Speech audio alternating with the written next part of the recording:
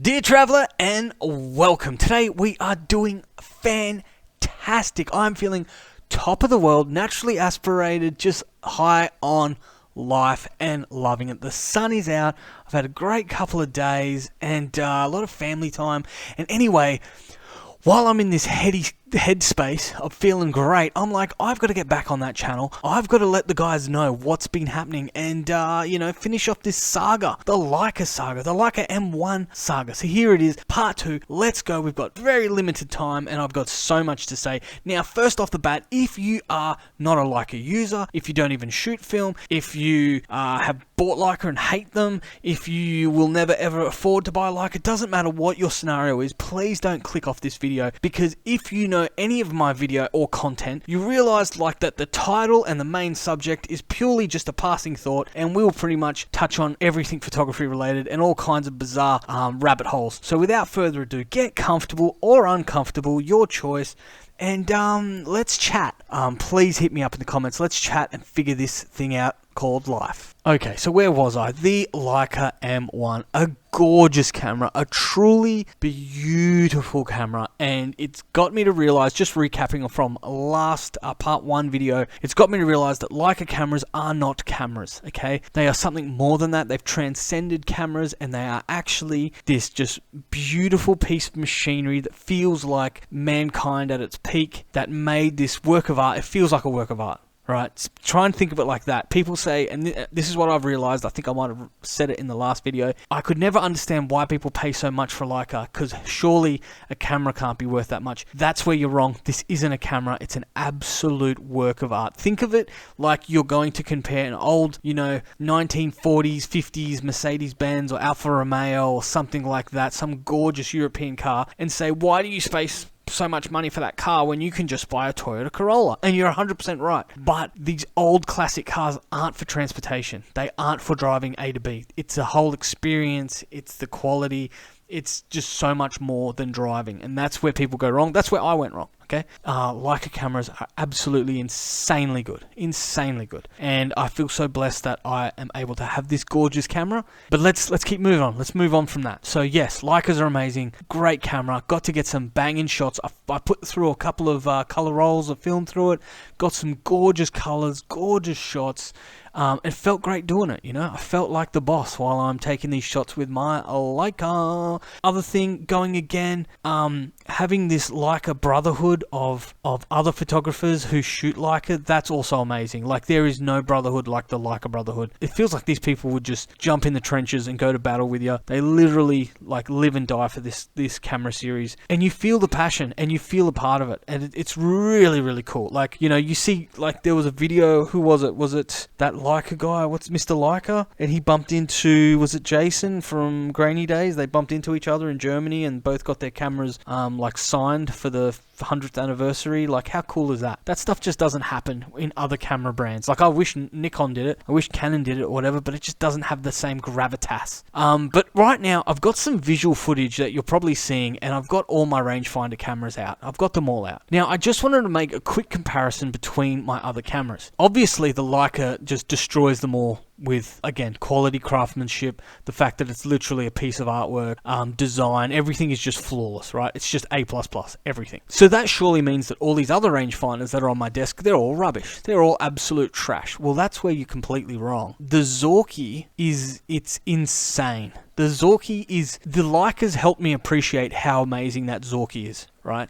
I can't stress that enough. The lens that I've got on the Leica, which is a Summicron, beautiful lens, but if you notice, it's almost the identical design as the Jupiter. It's almost, and honestly, I was going to pit the two lenses together. I was going to get both of those cameras loaded with the same film, and I was going to go around town and shoot. Look at them. Look how similar they are. It's literally the same lens, man. Of course there's slight differences. Of course the quality of craftsmanship. Of course the Leica's built 1,000 times better. But the design is almost identical. The glass is not far off. Can I be honest with you right now? And this comes down to a little bit of the quality of Summicron lens I've got. And by quality, I mean its current condition. It's quite scratched on the front element. It's quite, scuffed up from just age, from being so old and no one putting a UV filter on it. And it's gotten to the point now where it does affect the contrast of the images. But even when I sharpen the images up a bit and add a bit of contrast to them, I was going to test those two lenses against each other, but the reality is I already knew the end result. I already knew which one was going to be better. And I can only comment on these two lenses. You might have a Summicron that's mint condition and it is just blisteringly good image quality out of it. But out of my Summicron and my Jupiter 3, the Jupiter 3 destroys it. It's just the Jupiter 3. And like, you got to understand that Jupiter 3 cost me like $80. That's $80 Australian. So what's that? That's like $4 to $2 or something like that. $53 American for a Jupiter lens. And honestly, it is so close to being just as good, if not better, in my opinion, with my experience. Build quality, not so much. Build quality is just not there. It's obviously a little bit average, but if you get a good one that works, it's just as good, man. And I reckon, look, I've just put the Jupiter lens onto the Leica, and honestly, it's not even bad. Like, if you shot a Jupiter on a Leica, you're getting 80%. I think I'm being generous there. Like, I think I'm being fair. You're getting 80% of the image quality for literally like 1% of the cost.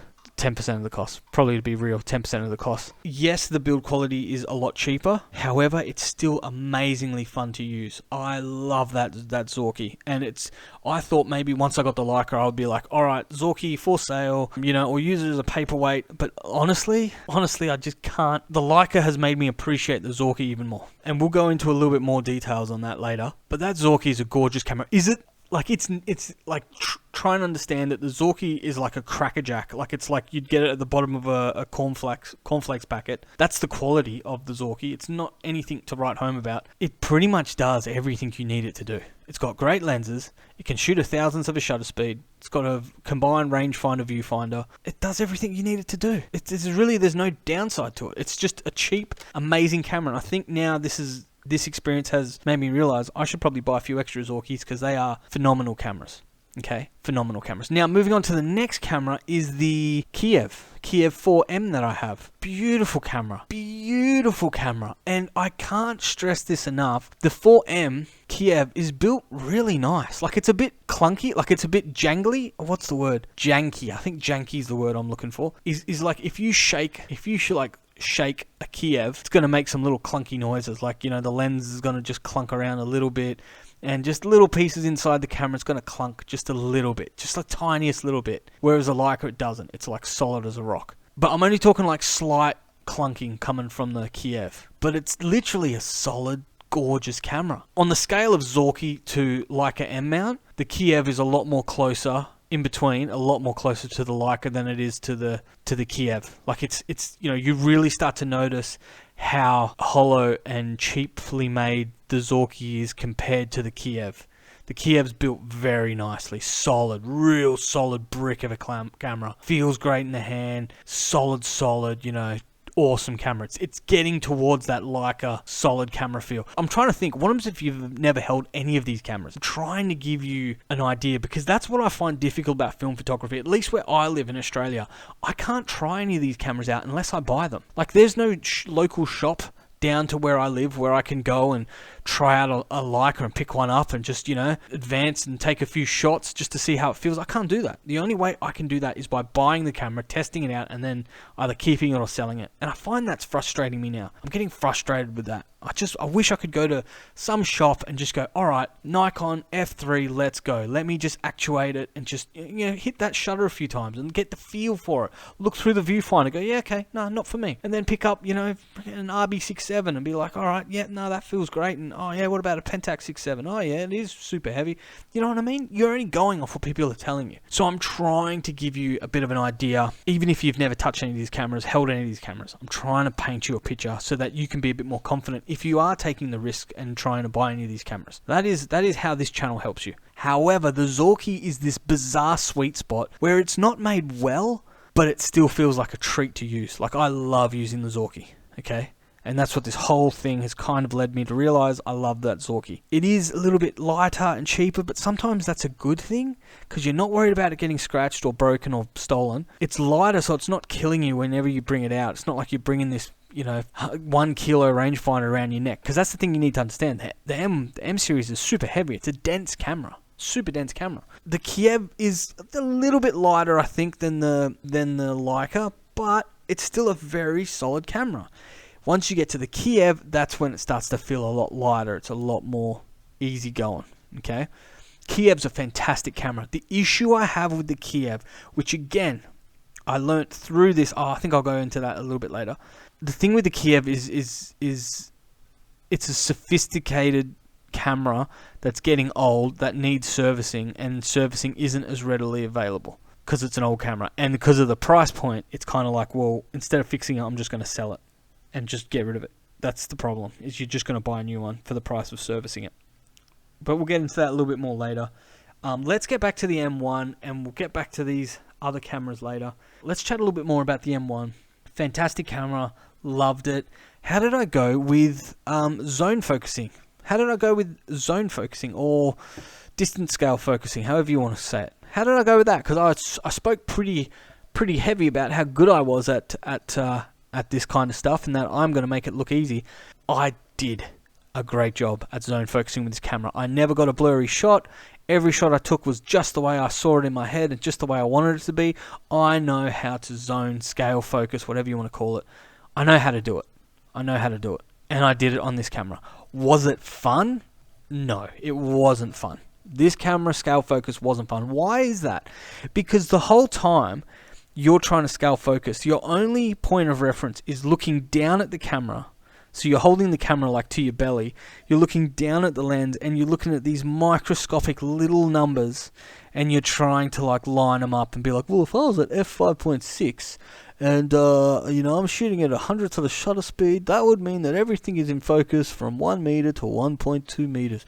Like, it's just too dicky. And with the 50mm, it's such a small sort of depth of field, focus depth of field. It's so small that you've really got to be careful and you've really got to be sure. And honestly, it wasn't fun. Did I succeed? Yes, I succeeded. But what I learned is that it's just not fun. And I think I knew this going into it. Pretty sure the old video I spoke about how it wasn't fun, but I'm going to do it anyway. So I learned that. Now, this is where this camera started to put me in a tricky situation, okay? This is now the dark side of the M series. I've got to get to this. We've got to work our way through this whole video. It's going to be lots of twists and turns. So we found out previously that it had some shutter issues. We knew that. That was fine. I was willing to work around it. As I kept shooting rolls, I started to notice there just became a little bit more inconsistency where 250th of a second shutter speed, it worked, but I feel like that time frame was moving. Sometimes I felt like it was more closer to 500th of a second. Other times it wasn't. It was very inconsistent. And you're probably thinking, yeah, of course, because you already know it needed to be serviced. So you can't expect a camera that needs servicing to be accurate every time. And yeah, that's kind of what I started to experience. It wasn't accurate. And it got to a point where I was like, well, I've got to either service this camera or I've got to make a call. I can't just keep using it as it is, which really kind of bugged me because I really liked, at the price point, not having it serviced. I didn't really want to get it serviced unless I really needed to, and this camera was telling me that it needed to. Another thing that started to happen that I was first unaware of but was very disappointing is that I started to notice major light leaks coming through. I didn't notice it so much in the start because I think I was more focusing on the shutter speed, but the more I shot this camera, the more I noticed light leaks starting to blare through, which just killed me because I'm like, man, if it wasn't bad enough, the shutter speeds needs to be serviced. Now this thing's got light leaks. Like, how much is that going to cost to fix now? And I did some research and I found that light leaks can be a real tricky thing because it can be something really simple, or it can be, your shutter cloth has got a hole in it, pinhole in it, and that's when it gets you to the point of like, well, I thought I saw a little pinhole leak in the shutter curtain. I might have been wrong, but I thought I saw one. I thought I saw some light coming through, but then I suppose that would mean that the light would always be coming through at the same spot on every frame. which wasn't happening, but I was getting these really bad light leaks from like, depending on certain frames, I'd just get hit with this huge light leak. It was a bit inconsistent. But then it made me think, like, this is that borderline now. This is important, okay? If you're thinking about one day owning a Leica, this is important for you to listen to. It gets you to this borderline where it's like, let's say hypothetically it did have a hole in the shutter curtain. There is 1,000 videos online of how to mend it yourself, and you just get a little bit of the black, like plastic paint or rubber paint or whatever it is, and you just give it an ever so lightly coating of paint on that shutter, and that pretty much fixes it. You know, so it's good enough, right? Now, with the Zorky, if I had a pinhole light leak, that's what I would do with the Zorky. But would I do that with a Leica? Would I get a paintbrush out and paint it? Because you're effectively devaluing the camera. You're effectively devaluing it, and you're making it just feel a little bit more cheaper, and just like, what's the point of owning a Leica if you, like, again, go back to the car thing. It's like, well, if you had this beautiful Alfa Romeo from the 1950s or something, and then you're like, oh no, it's got a problem. Well, I'll just go to Kmart and get some sticky tape, and I'll get some, you know, glue and some silly glue and some, like, you know, and I'll just do some dodgy thing to get it back to get, like what are you doing, bro? Like, what are you doing? You're starting to lose the point of the whole experience. And I feel like it's not, like, for me, I feel like it's not right to just start to cheap out and to go like, oh, I'll just fix it myself and I'll just play with it, and if I break it, well, it doesn't matter. And, you know, I feel like if you're going to own a classic, you've got to look after it. So in my head, I was like, well, I'm prepared to do a CLA on the camera. But if I've got to now change shutters, or I've got to, you know, we're talking thousands. We're talking stupid money.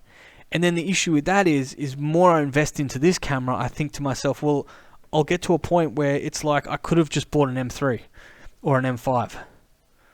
I'm really looking into M5s. I'm lusting over an M5, strangely enough. But, you know, like, you get to a point where you spend so much fixing in something where you're like, well, what's the point? I could just buy one that's working, that's functioning, and that's a better camera in the sense that more functionality. You know, an M3's got an actual rangefinder. I said before I don't need a rangefinder, but if I'm going to spend as much as a camera with a rangefinder, of course I'm going to take a rangefinder. So this was a big blow to me, man. I was starting to realize it's like, I've either got to bite the bullet. I can't just be this guy who's like, oh, I'm a Leica owner. It's like, no. If you're really a Leica owner, then you need to be a responsible Leica owner, and you need to look after this camera, fix it, repair it, do what you have to, and you got to do it properly. You can't just, like, you know, just cheap out on this thing. It's not what it's about.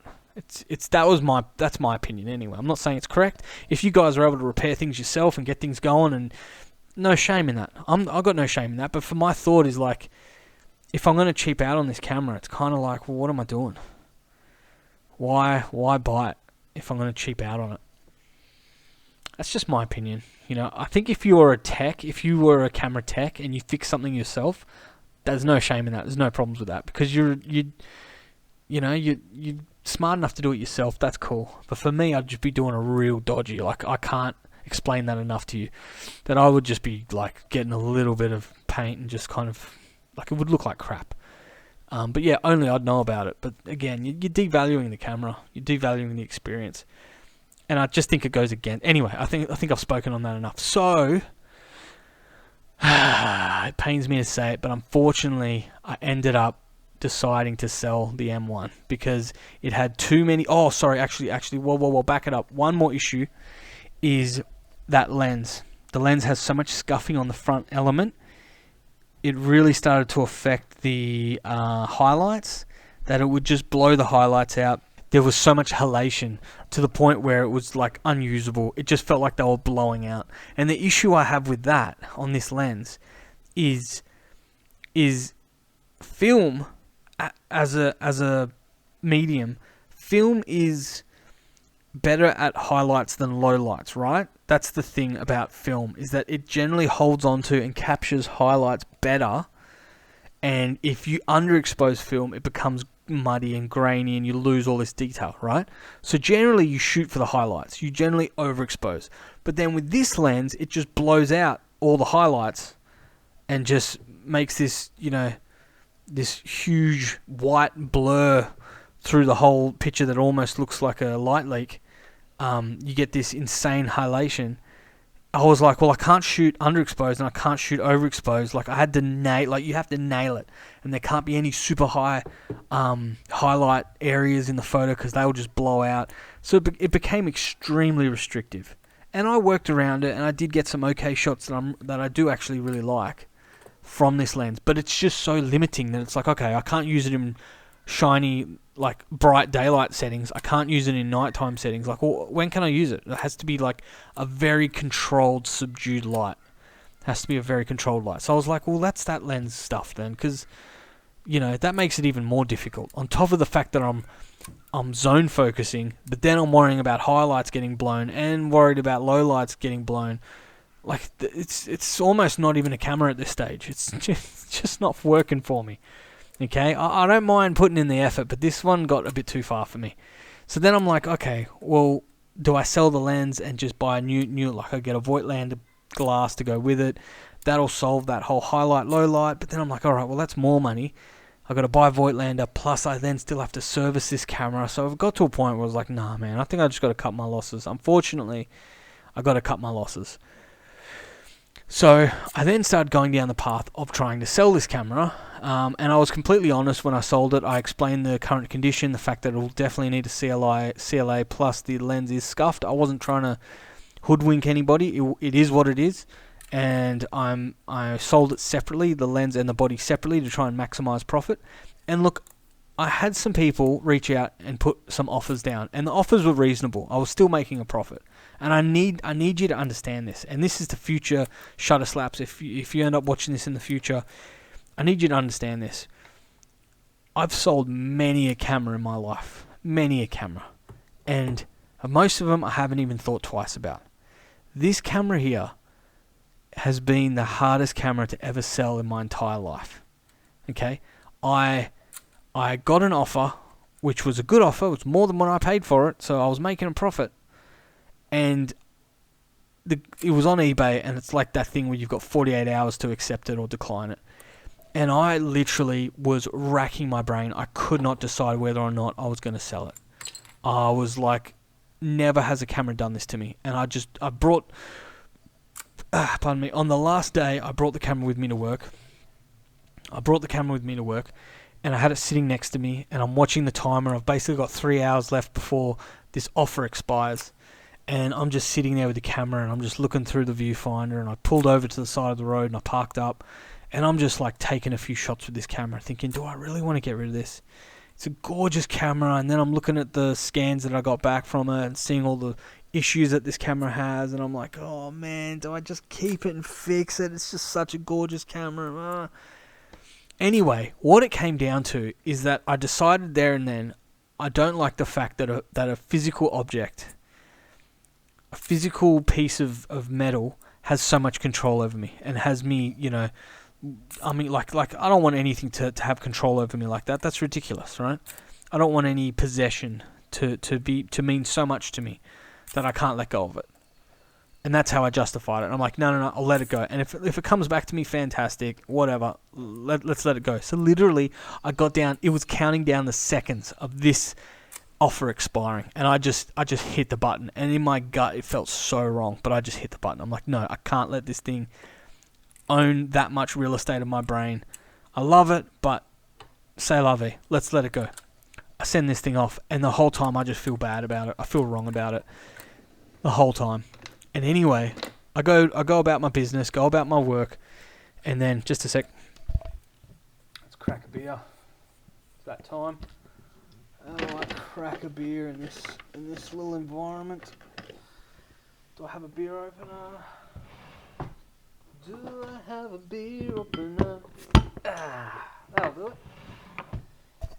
Cheers, beers. Oh, that smells good too. James Squire. I remember when James Squire became really popular. Everyone loved it, and now it kind of dropped off. But you know what? It actually, it smells like a pub.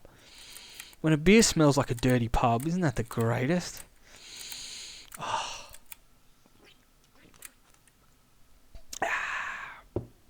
Oh my word. Where was I? Alright, so then I checked on my eBay 3 hours later just to see if this guy's paid for it. The guy's messaged me. And I look at his message and he says, "Oh, I'm so sorry, mate. You took a bit of time to get back to me, so I wasn't sure if you were going to accept my offer. So I actually looked elsewhere and bought I ended up going a different direction. I'm really sorry. I'm going to have to decline." And I had this wave of happiness and euphoria just come back over me. Like, well, that's my sign. That's my sign that I'm meant to keep this camera, that this guy backed out on his offer. And I kept it for like another couple of months. And I held on to it, or probably a couple of weeks, if I'm honest with myself. And I was like, nah, that's it. It's settled. This is my camera. That's a clear sign. Not that I believe in signs, but at this point, it just felt right. So I was like, hey, why argue? Why argue? So I kept it, and but of course, the problem still remained. So I eventually was just like, do I keep the lens and sell the body, maybe upgrade to an M3, and then I fix all the body issues, and then I keep the lens, because the lens it just takes me all the way back to the same issue, the same problem. So I was like, nah, stuff it, I'll sell it. And again, it was so difficult. I got a few people bid, and they're actually a higher price. I was making more than the original sale that I had already lined up, so that's a good thing. But again, it was killing me to sell this camera. It literally killed me to sell this camera, and I could not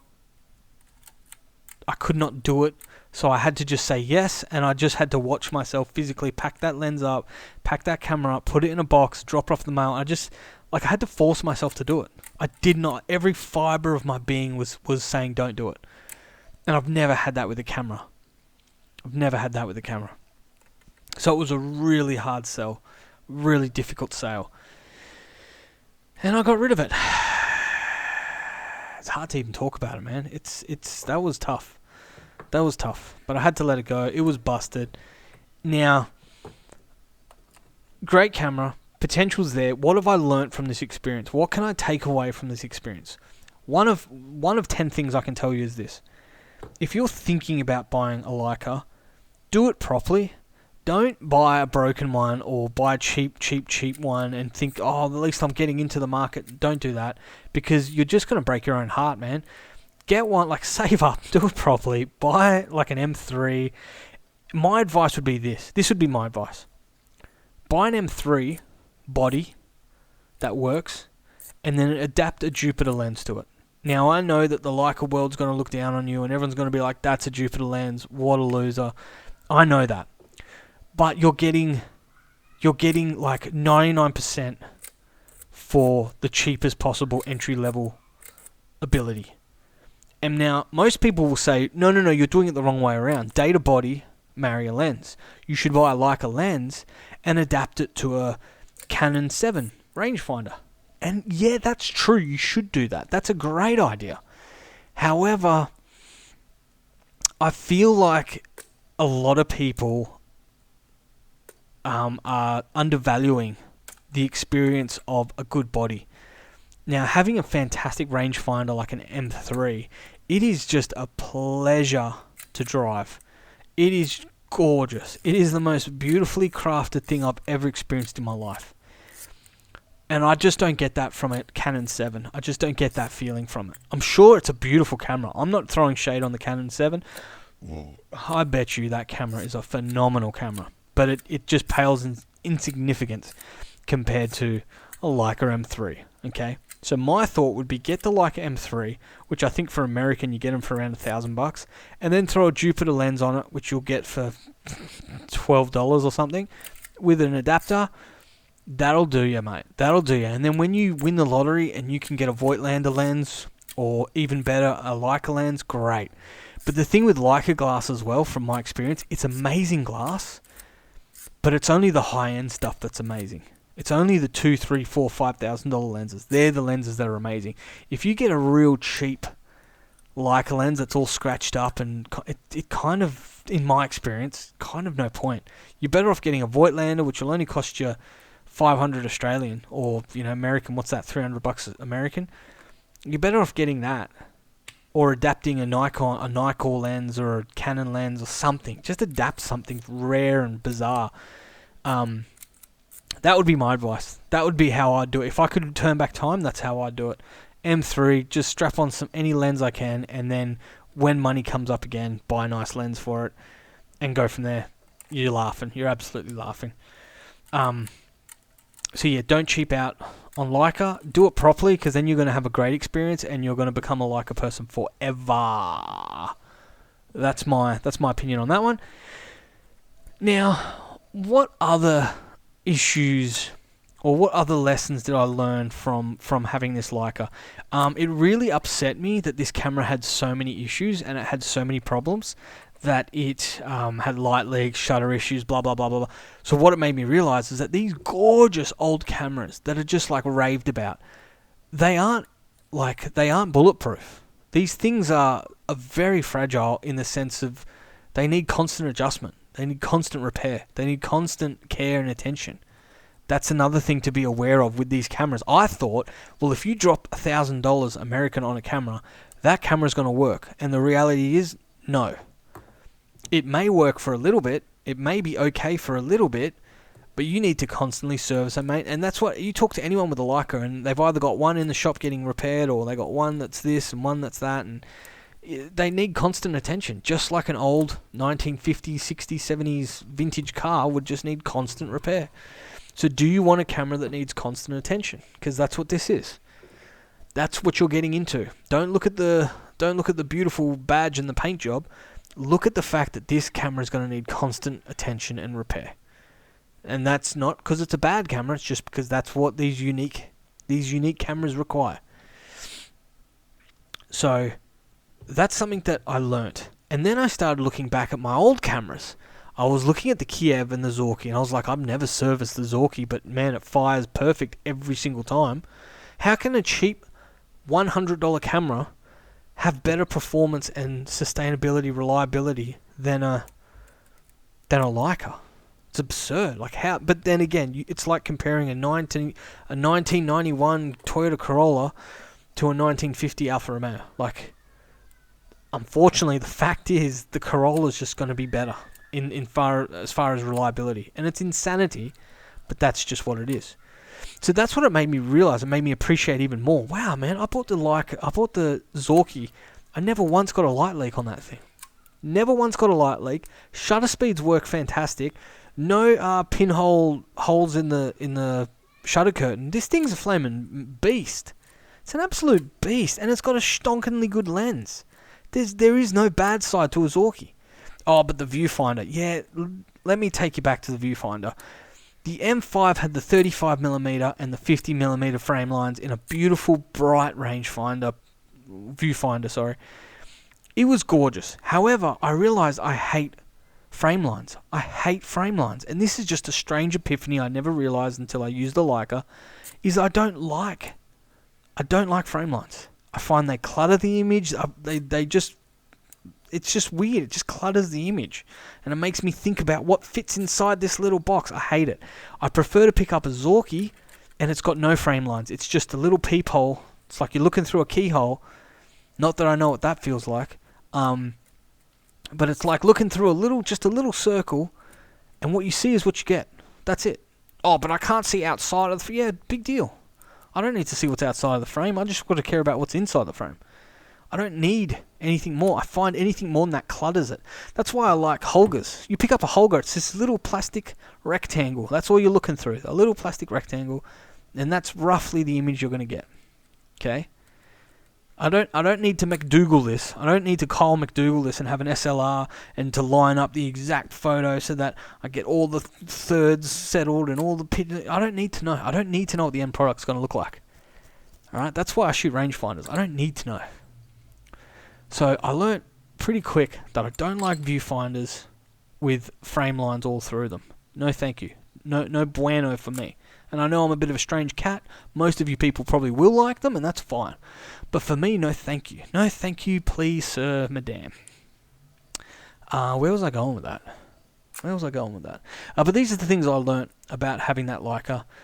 So yeah, I prefer the Zorki viewfinder. Even though it is small, I do prefer it.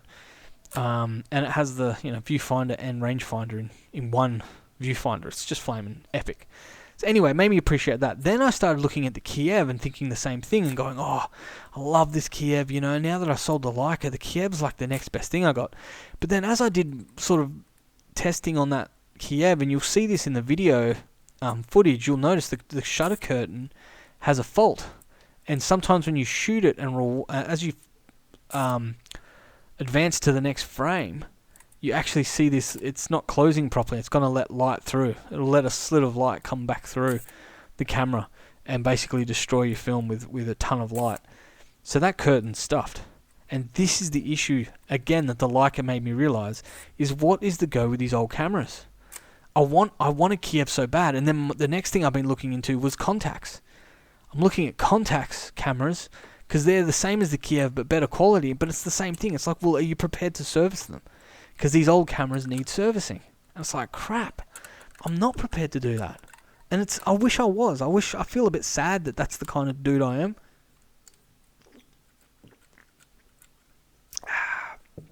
I wish I wasn't. I wish I was someone who was happy to service cameras, but I think the reason why I struggle with servicing cameras is I live very far away from America or Japan or whatever, Germany. So if I've got to service these cameras, I've got to send them abroad. Like, it's not like there's a local guy down the road that I can send it to, and he's just going to be able to, oh yeah, it'll be ready at the end of the week. Like, I've got to get this thing shipped off to Japan. Most likely Japan or Germany has to service these cameras, and you got to wait 3 months. You got to pay $500 to $1,000 Australian. It's just insane. And it's like, oh, okay, I've got it serviced. Now it's going to be perfect for the next 10 years. It's like, well, not really. Not exactly. And that's where it's like, oh, dude. And that's when you look at the Zorkies, they were built in the 70s, 80s, and I think 90s. Correct me if I'm wrong, it might not be the 90s. They might have stopped production in the 80s. But they're a modern camera. They're a modern remake of an old camera, which is kind of cool. They seem to have great reliability. I've owned 2 Zorkies so far, and both of them are great. The first one pulled the film out of the canister, but that's just her being cheeky. She's a great camera. Zorkies are fantastic. So then I started to realize that these old cameras all need servicing. So do you want to own an Alfa Romeo, or do you want to own a Toyota Corolla? And as much as I want the Alfa Romeo, I don't want all the headaches. I don't want all the headaches that come with it. So in that sense, I'm kind of done with the high-end Leica stuff. Now here's the next thing. Here's something I wanted to come back to, that we're coming full circle on. The viewfinder. The M1 has the 35mm frame lines, which is super duper cool. However, what I realized with the M1 is that when you zone focus, scale focus, right, you're staring at these tiny little markings on the lens, right? And that's not fun. And then it hit me. If you want a 35mm focal equivalent zone focus, scale focus camera, it's not the Leica. No. It's the Nikonos. It's the Nikonos 2. That has got a gorgeous 35mm lens, right? And I'll prove that to you. I'll put up a picture and you'll see. It's a gorgeous lens, right? I'm looking at it now. And then the other amazing thing about that camera is the build quality. The build quality of the Nikonos is insane. If it's been looked after and it hasn't been, deep sea diving, which surprisingly enough, a lot of them haven't been taken underwater. Or at least it feels like they have never really experienced water before. But my one's like mint condition almost. Looks fantastic. The build quality of the Nikonos is insanity. It's like so. It's built like it's been carved out, like cast out of a block of steel. It's gorgeous. It's just as solid as the Leica, if not more solid. And then all its actuations, its shutter and everything, it sounds gorgeous. It's robust. And it's got this lens that has this view system on it that almost looks like a watch. And you click through all the different f-stops, and it actually has these little arms that show you the depth of field in a much more easier, simple way to understand. Because as you'd imagine, you're doing this underwater, so they try to simplify it as much as possible. It is a genius system, and I know it comes back from the Calypso. That was the original design of it. It is genius, and if I'm gonna scale focus on a 35mm lens, I'm telling you, the Nikonos is my choice 9 times out of 10. So that's where it kind of made the M1 pointless for me, because on a 50mm lens, it's not fun to scale focus, and then on 35mm, no matter how good it is, it's nowhere near as good as the Nikonos. Nikonos is an absolute beast, and again, quarter of the price, right? Quarter of the price, gorgeous camera. Cannot rave about this camera enough. Then you start to think about the Nikonos. It's never broken down on me. It is literally, that shutter fires amazingly. Oh, but it only shoots up to 500ths of a second. That is a bit of a downside, but honestly, for me, it makes zero difference, because 500, as long as it's more than 250th, I'm happy. 500ths is great. Plenty fast for me. I don't need to shoot wide open, and why would you be shooting wide open on a scale focus camera? That makes no sense, right? So this camera, the Nikonos, on every level beats the Leica as a scale focus camera. The viewfinder is beautiful. It's all I need. I don't need anything fancier than this. And also the shutter. It's not cloth. I don't know what it is. I don't know what kind of shutter it's got on here. It's like metal. I don't know if it's titanium. But it's beautiful, and it never misses. I've never had to have this thing serviced. It works every time. It sounds gorgeous. It pretty much beats the Leica in every single department, except the 1000s for shutter speed, right? For my use. Okay, because you've got to remember, it's still an underwater camera, so it doesn't have a few features, right? It doesn't have a self timer and all that kind of crap. Not that I use it, but how beautiful that is. It's just gorgeous. Absolutely gorgeous. So yes. So in that sense, the Nikonos beat out. So from my takeaway from this whole experience was, the Zorki is an absolute beast. That lens is just as good as a Summicron lens for my purposes. It's just as good. Everything about the Zorki is amazing, and I want to buy 10 more copies now, because I really think people still haven't figured out how good it is yet, so I want to try and get more of them.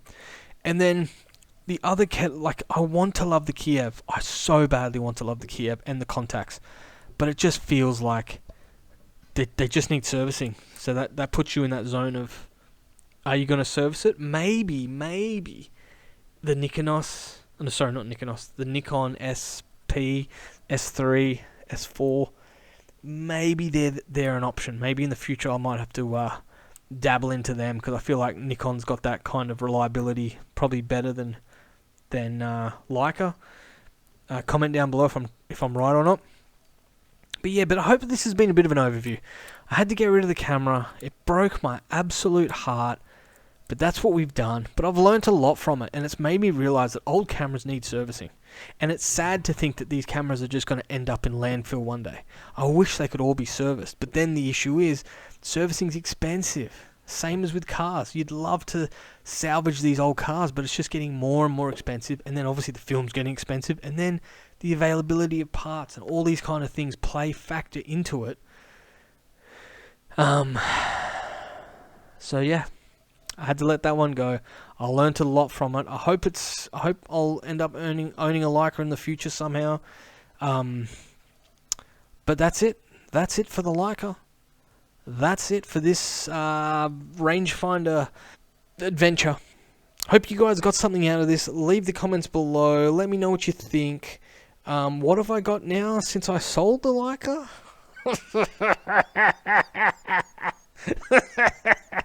Oh boy, I got myself a new chaotic mess.